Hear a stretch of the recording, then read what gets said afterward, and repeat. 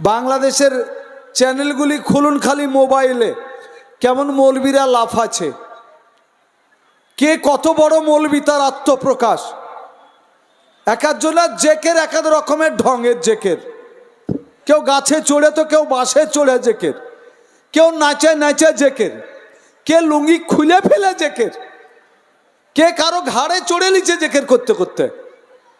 আর তারপর বক্তাদের আবার টাইটেলের লেখা, বাংলাদেশের বক্তাদের কার কেমন ফিজ, সর্বোচ্চ ফিজ 2,25,000, আর সবচেয়ে কমা নাম করা ফিজ যারা বক্তা 50,000।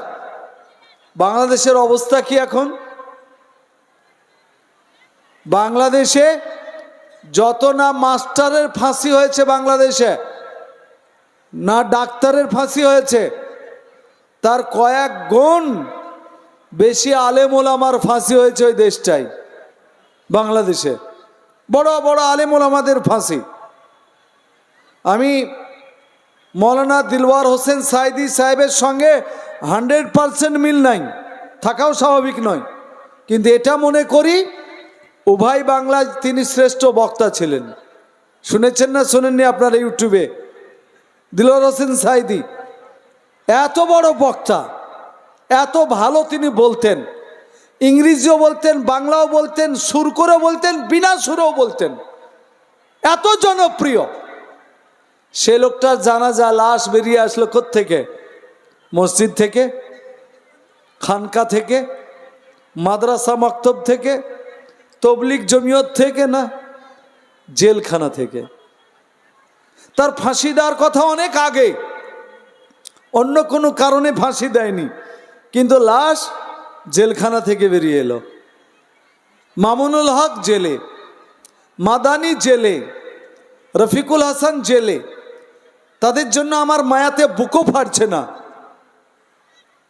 কিন্তু কিছু কথার আফসোসের বলার আছে। এর জন্য তারা দায়ী বেশি। আল্লাহর রহমতে আমাদের দেশের আলেম ওলামাদের কোরবানি, অবদান, ত্যাগ আপনাদের বুঝে আসবে কম। আমি মনে করি মুর্শিদাবাদে যদি এই মোদি যোগীজির সম্বন্ধী বহনরা যদি কাউকে জেলে ভরতে লাগে, তা আপনাদের ইমান রক্ষার্থে আমাদেরকে আগে জেলে যেতে হবে, এবং দিল তৈরি করে নিয়েছি আলহামদুলিল্লাহ, এতে কোনো দ্বিচারিতা নেই। মনে করি এই যোগী মোদিজির আনাগোনা বাড়লে আমাদের খাতির কম। তবু 77 বছরে আলেম ওলামাদের ফাঁসি এত হয়নি কেন? মোদিজি তাকিয়ে দেখার বড় নিঃশ্বাস ছাড়ে, হাসিনা তুমি পারলা, কিন্তু আমি একটা ট্যাংরা মৌলবীকেও পারলাম না। আফসোস করে। অনেকে পিটিয়েছে কিন্তু পচিয়ে দিতে পারেনি।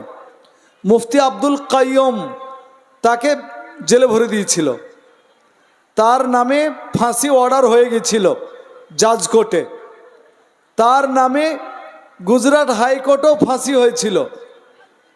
মৌলানা সৈয়দ আরশাদ মাদানী সাহেবের ছোট ভাই গতকাল এসেছিলেন, মেমারিতে আম্মু ছিলাম। ওনার ভাই মৌলানা আরশাদ মাদানী দেওবন্দের প্রধান শিক্ষক, অনেকেরই ওস্তাদ। তিনি কেস লড়লেন কার জন্য?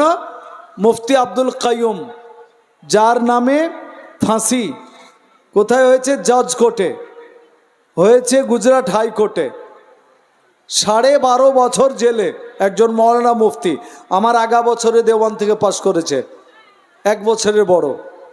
আমার চেয়ে ঝান্ডি বুড়ো হয়ে গেছে, কিন্তু আমার চেয়ে 8 ইঞ্চি মতো লম্বা, দারুণ চেহারা, বেঁচে আছে। জোরে বলুন আলহামদুলিল্লাহ। আর আমি কি বললাম? ফাঁসির অর্ডার হয়েছিল গুজরাটে। অপরাধ কি চাপিয়েছিল জানেন? অক্ষয়ধাম মন্দির, এই মন্দিরে 11 জন বম ব্লাস্ট হয়ে মারা যায়।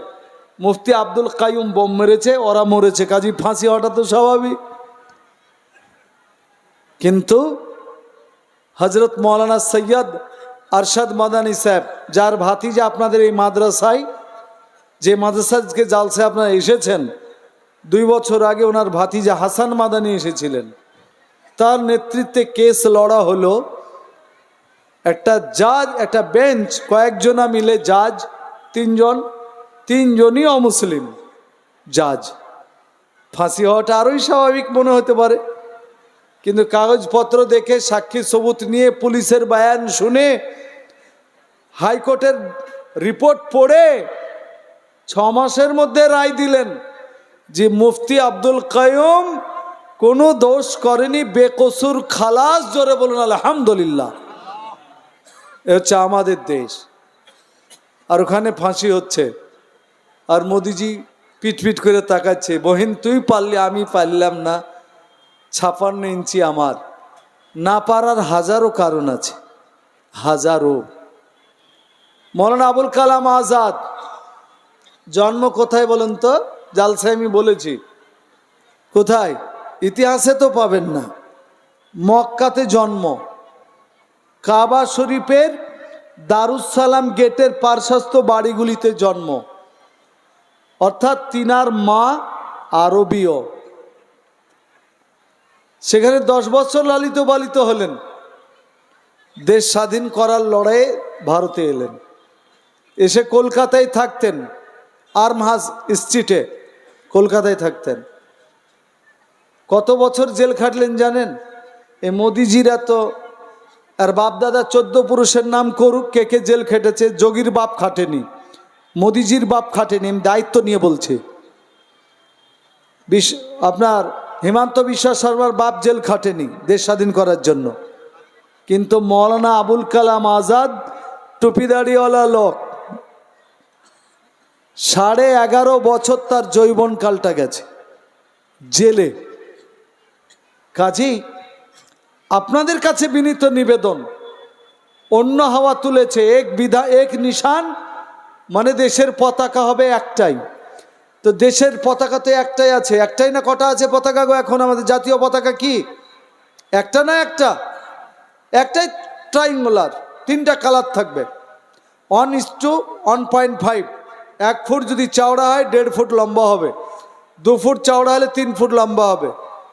এর ডিজাইনার মুসলমান মহিলা সোরাইয়া তাইয়বজি, স্বাধীনতা সংগ্রামী, ইনি এর ডিজাইন তৈরি করে গেছেন।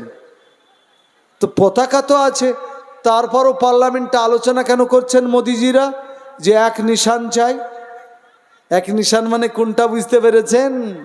যেটা নাগপুরে উড়ে। নাগপুর বুঝেন? যেখানে আরএসএস এর হেডকোয়ার্টার, সেখানে আমাদের জাতীয় পতাকা উড়ে না। নাগপুরে ভাগুয়া উড়ে। ভাগুয়া পতাকা আমি খুব একটা খারাপ বলছি না, ওটা ত্যাগের প্রতীক, কিন্তু বো ত্যাগ করে থাকলে তো হবে না। বুঝতে পেরেছেন বো ত্যাগ করা কি জিনিস? আপনারা তাই বলে করেন না, যে করেছে করেছে। তো এক নিশান আর এক বিধান কি? দেশে বিভিন্ন রকমের আইন আছে। তোমরা সাপের পূজা করে না সাপের পুজো? আর আপনারা, আমরা সাপের পূজা করি? মসজিদে গেলেন, যদি সাপ দেখতে পান তো কি করবেন? মেয়েরাকে শাট করে দেবো একবারে। এখন কোনো প্রতিবেশী হিন্দু ভাইরা যারা সাপের পুজো করে, তারা রাগ করে যদি সাপটাকে নিয়ে চলে যায় কৃষ্ণনগর জজ কোর্টে দিয়ে কেস করে যে পাটপুরের লোকেরা স্যার আমাদের ভগবানকে মেরে ফেলেছে, তো কি মনে হচ্ছে আপনাদের? অ্যাডভোকেটও হিন্দু,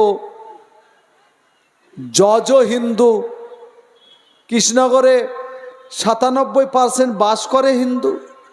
কাজে একটা লোক মারলে ফাঁসি হয়, ভগবান মেরেছে মানে গোটা পাটপুকুরের লোকের ফাঁসি হওয়া দরকার। কিন্তু ওই হিন্দু জাজ কি বলবেন জানেন? অ্যাকর্ডিং টু ইন্ডিয়ান কনস্টিটিউশন, এই শোনো, তোমরা কোর্টের সময় নষ্ট করেছ, তোমাদের এত টাকা জরিমানা হলো, কেস খারিজ, তোমরা ভগবান করে পূজা করছো, করো। মুসলমানেরা সাপ মারলে নেকি, ওরাও পাবে নেকি, তোমরা পূজা করলে নেকি। ওদের মারা চলবে, তোমাদের পুজোও চলবে। এর নাম আমাদের ধর্মনিরপেক্ষ দেশ। কেউ ভগবান মনে করে পুজো করবে, আর কেউ সাপ ক্ষতিকার প্রাণীগুলোকে পিচিয়ে শাট করে মারবে, কোনো অপরাধ হবে না। বলুন আলহামদুলিল্লাহ। মোদিজির এই জায়গায় আসতে চেয়েছেন যে এক বিধান করতে হবে।